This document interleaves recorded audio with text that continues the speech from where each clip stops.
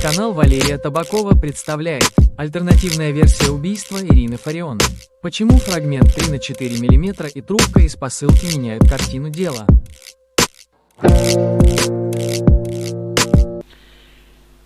Добрый день, уважаемые зрители, уважаемые коллеги, уважаемые подписчики.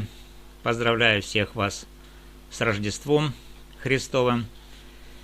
Я юрист Валерий Табаков и освещаю ход судебного разбирательства в деле по обвинению пока еще невиновного Вячеслава Зинченко. Обвинение в убийстве выдающейся украинской языковедки, общественной деятельницы и бывшей народной депутатки Ирины Дмитриевны Фарион. Сегодня я, друзья, подробно разберу и предложу вам свою новую альтернативную версию событий в этом громком резонансном деле. Эта версия основана исключительно на анализе доступных материалов уголовного дела, показаниях свидетелей, результатах судебно-медицинской и баллистической экспертиз, а также на криминалистических знаниях о модификации оружия. Друзья, я не претендую на абсолютную истину. Моя цель как юриста – показывать возможные пробелы в обвинении, создавать разумные сомнения и способствовать объективному правосудию. В условиях, когда дело вызывает огромный общественный резонанс, важно рассматривать все гипотезы. Давайте разберемся подробно, шаг за шагом, опираясь на факты. Ключевой элемент моей версии – это стартовый, сигнальный или шумовой пистолет модели «Сталкер», который, согласно материалам дела, был приобретен подозреваемым, обвиняемым Вячеславом Зинченко весной 2024 года у продавца из Днепра через интернет-форум. Этот пистолет изначально не является боевым. Он предназначен для холостых выстрелов или сигнальных патронов. Однако в показаниях свидетеля-продавца есть важная деталь. В посылку с пистолетом была вложена дополнительная трубка диаметром 3 или 4 мм. Эта трубка, по словам свидетеля, могла предназначаться для модификации оружия. В криминалистике такие детали часто используются для импровизированной переделки стартовых пистолетов в самодельное огнестрельное оружие малого калибра.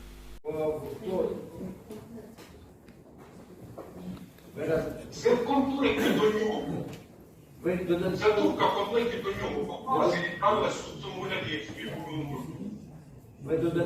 Ви разом з пістолетом і трубку відправили? Так, трубка, звичайна трубка з великим отвором. І цей пістолет в такому вигляді, як він був раніше, це йому я направив так. А от з калібр, якщо ви розумієте, от цієї трубки, ви можете щось додатково пояснити чи ні? Та там отвір такий був міліметра 3 чи 4, ну це на глаз, я не міряв його.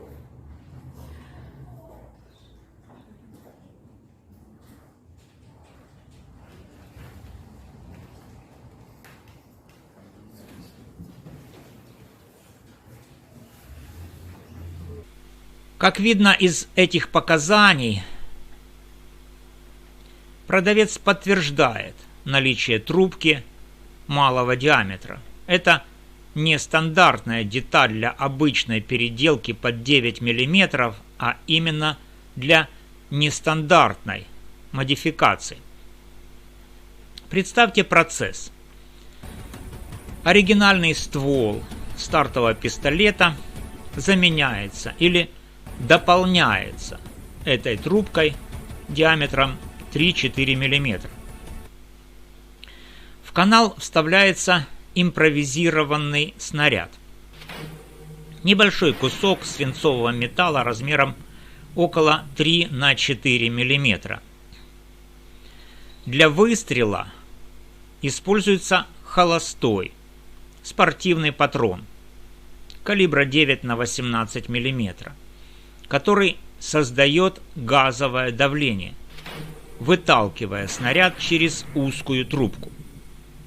Такой самодельный механизм объясняет, почему выстрел мог быть произведен с близкого расстояния в голову, как это установлено в деле, и привести в результате к летальному исходу, несмотря на малый калибр. В криминалистике известны случаи так называемых zip-gun, самодельных пистолетов на основе трубок, где холостой патрон служит только источником энергии.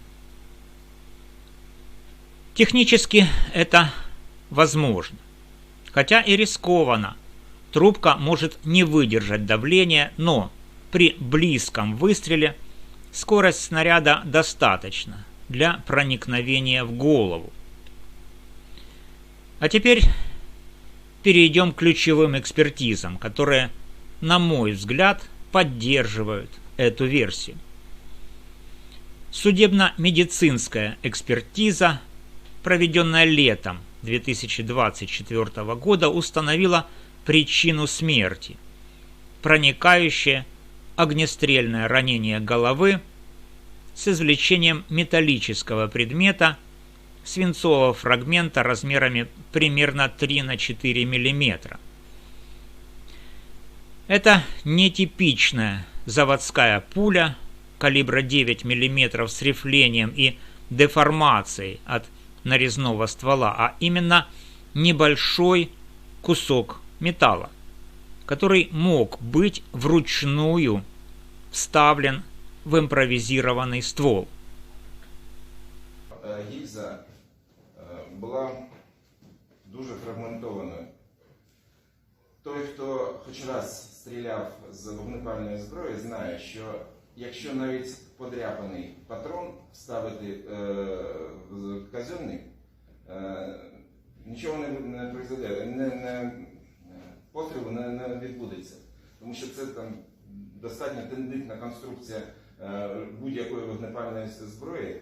А в нашому випадку це якийсь там десятиріччями пролежалий предмет десь, не зрозуміло, яким чином він з'явився, точніше зрозуміло, але обвинувачувати в підробленні без вагомих доказів слідства я просто як фахівець в галузі права не хочу.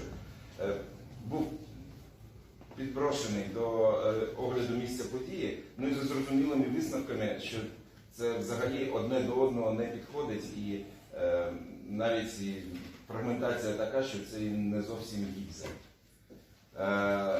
Таким чином я хочу чергово оголосити, що значна частина доказів, якими оперує обвинувачення і які здобути слідством, була сфальсифікована. Що ми почули з виступу захисника про те, що гільза фрагментована.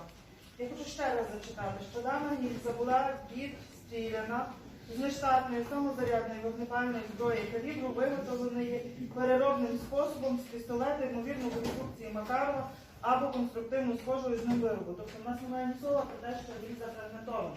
Фрагментований – це є оцей кількаміліметровий металевий об'єкт, який був, власне, витягнутий під час оперативного втручання чи під час операції вже з тіла, а не сама гільза. Гільза не є фрагментована. Прокурор на заседании заявила, что согласно судебно-медицинской экспертизе из головы потерпевшей Фарион извлечен металлический свинцовый предмет размерами 3 на 4 мм, ставший причиной смерти. Прокурор сама подтверждает эти размеры. Это критично. Стандартная пуля имеет диаметр 9 мм, а здесь всего 3-4 мм. Далее. Баллистическая экспертиза. Она выявила важное несоответствие. Найденная на месте преступления гильза калибра 9 на 18 мм, спортивная, от холостого патрона не имеет баллистической связи с извлеченным фрагментом. Нет следов рифления ствола, нет типичной деформации пули от выстрела из нарезного оружия.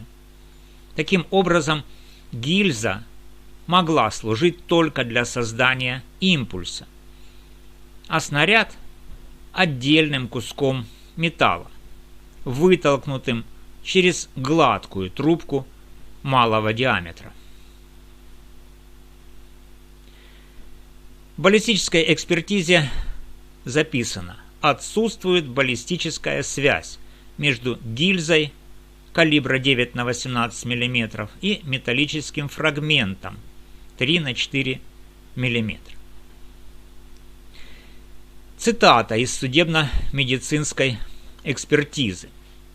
Извлечен свинцовый фрагмент размером 3 на 4 мм. Проникающее ранение – причина смерти, повреждения мозга.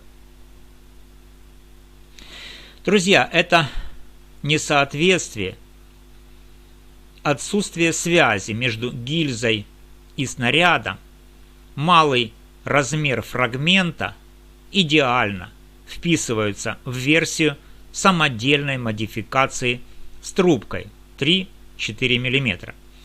Оружие, которым осуществлено убийство, до сих пор не найдено, что оставляет пространство для этой и других подобных гипотез. Конечно, такая переделка оружия неэффективна и опасна для стрелка, но в криминалистике фиксируются подобные случаи импровизированного оружия. Друзья, эта альтернативная версия не отрицает наличие косвенных улик против Зинченко, переписку о покупке пистолета, интерес к модификациям, другие доказательства. Однако она подчеркивает серьезные вопросы к экспертизам и требует дополнительных исследований, моделирования выстрела через трубку 3-4 мм, сравнение с извлеченным фрагментом. Как юрист я настаиваю, справедливый суд возможен только при рассмотрении всех разумных сомнений. Если у вас есть дополнительная информация, видео или документы, обращайтесь ко мне или в суд. Правда должна восторжествовать. Спасибо за внимание. Подписывайтесь на канал, ставьте лайки, делитесь видео, чтобы обсуждение было объективным. Донатьте. Реквизиты в описании и в первом закрепленном под видео комментарии. Страна должна знать своих героев, будь то обычный прокурор из Львова или я, юрист. Валерий Табаков. До новых встреч. С Рождеством!